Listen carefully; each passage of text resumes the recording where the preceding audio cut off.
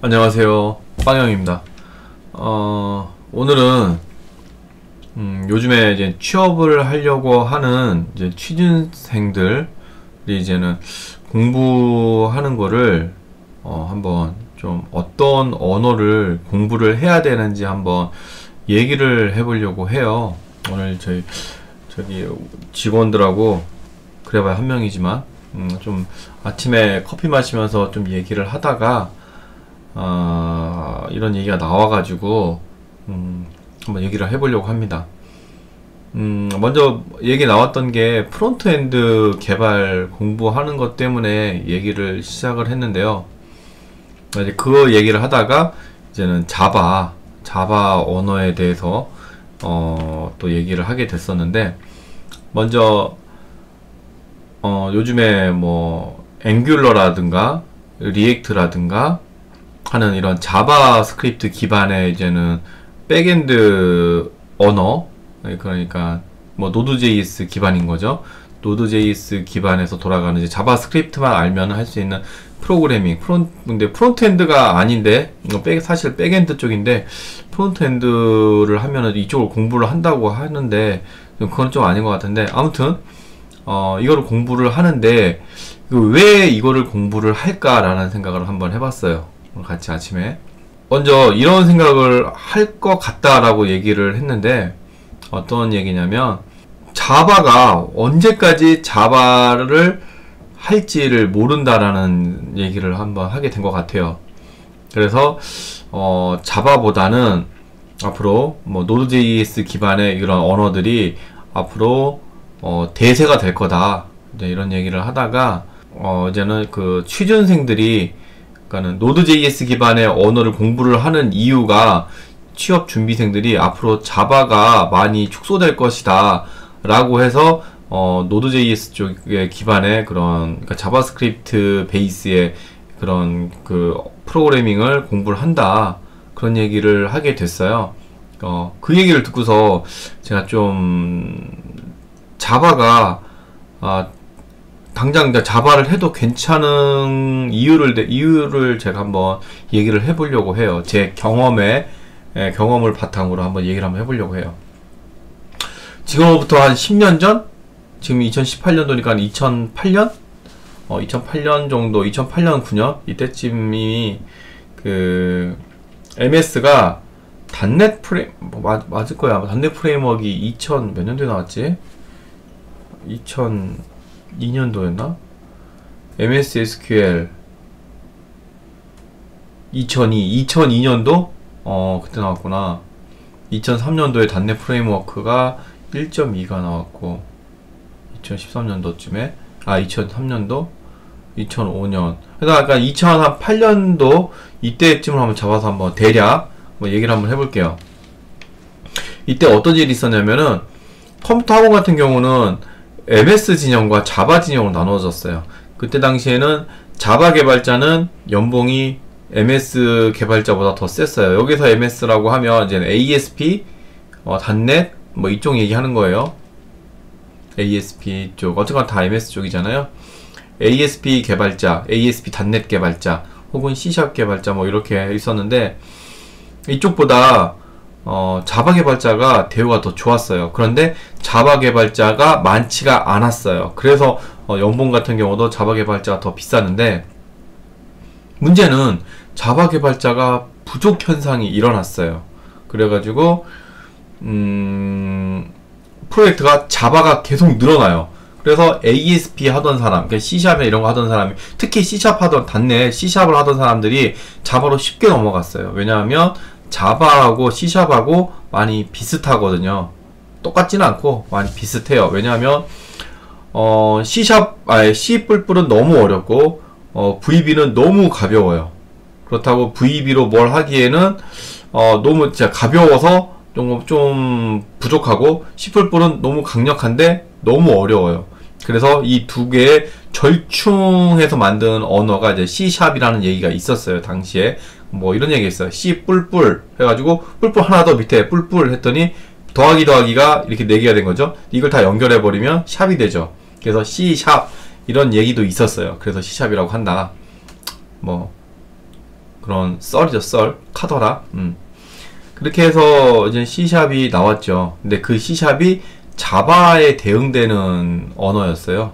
자바가 VB보다는 어렵고, 그렇지만 강력하고, C++보다는 쉽고, 그렇지만 강력하고, 그래서 MS에서도 VB보다는 강력하고, C++보다는 쉽고 한 언어가 이제 C샵이라는 거죠.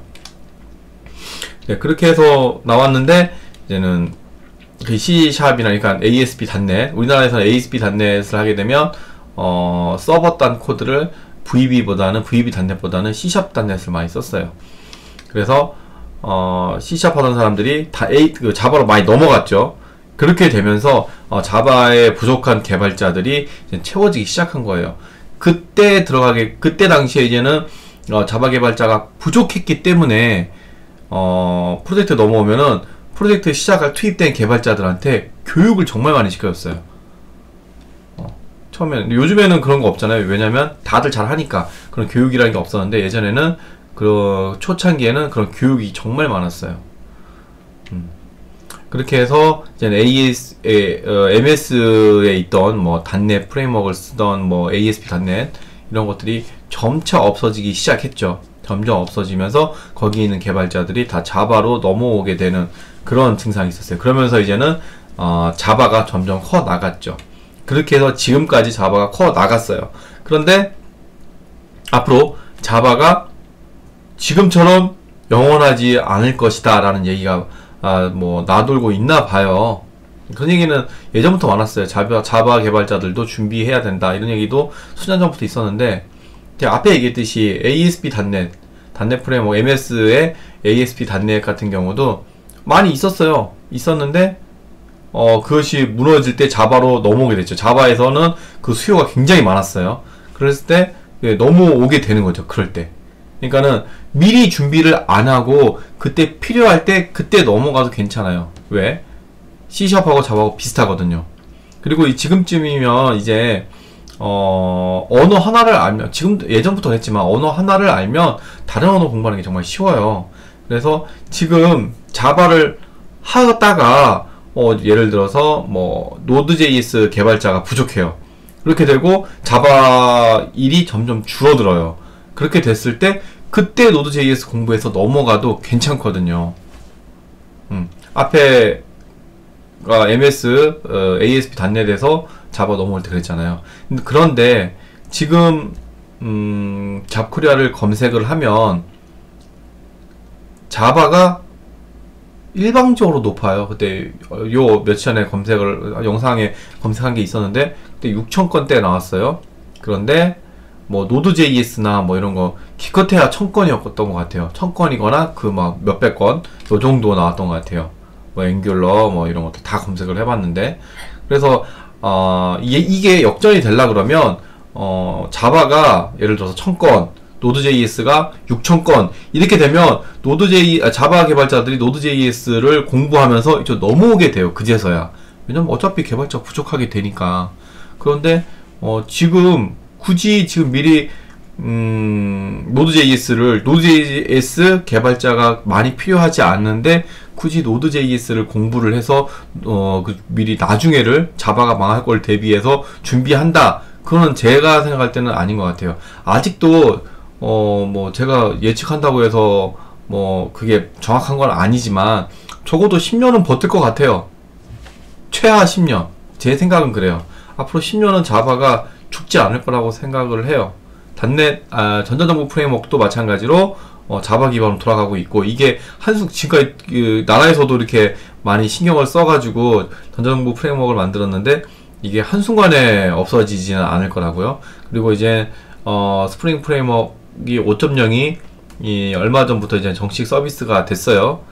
그런데 아직 뭐 시중에 교재는 많이 나오지는 않았지만 이제 5.0대로 이제 다음에 시간 되는 개발자들은 노드.js 공부할 게 아니라 스프링 5.0을 공부를 해야 된다라고 보고 있어요. 근데 전자정보 프레임워크가 아직 5.0까지 아직 안 올라왔으니까 아직까지 4.0대를 4.x죠. 4.x 스프링 프레임워크를 공부하는 게 아직까지는 유효하죠. 여유가 되면 5.0까지 공부하면은 될 거고요.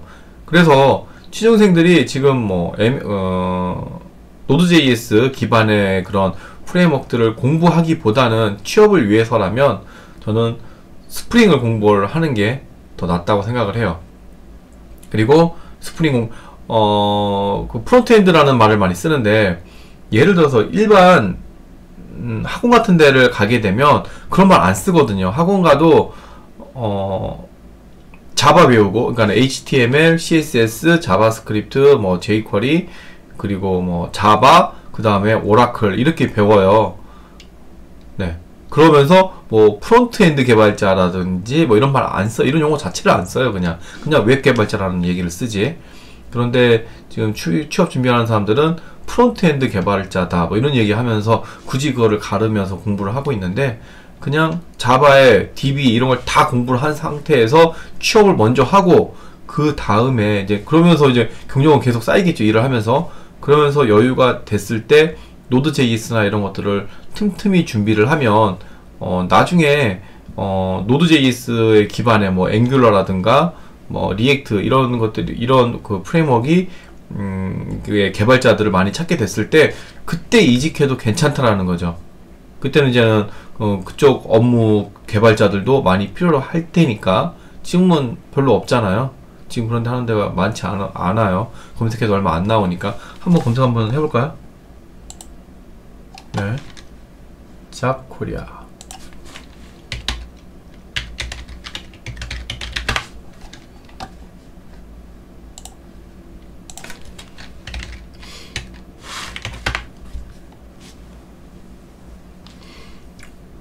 (184건) 이거밖에 안 돼요. 요거 보고 노드.js에 사활을 걸기에는 너무 무리인 것 같아요. 노드.js 말고 또 저기 리액트? 뭐 이것도 100건대. 앵귤러? ANGULAR.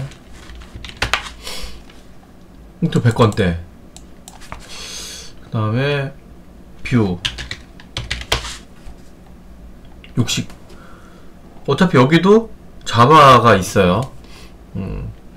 네. 그래서 저는 일단은 자바를 공부를 하면서 여유가 될 때 뷰나 이런 걸 공부를 하면 좋을 것 같다라고 생각이 되는데, 사실 자바 기반의 웹 개발자가 되었을 때 그쪽 부분을 공부를 할 것도 정말 많아요. 아마 뷰나 이런 거는 아마 눈에도 안 들어올 거예요. 아마 다른 거 자바 쪽 그쪽을 공부하느라고. 네.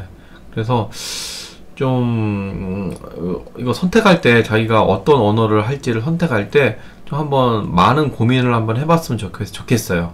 왜 자바를 안 하려고 하는지. 이렇게 해서 좀 고민을 하고서 자기가 취업을 하는데 유리한 언어를 선택을 했으면 해서 오늘 이 영상을 찍었습니다.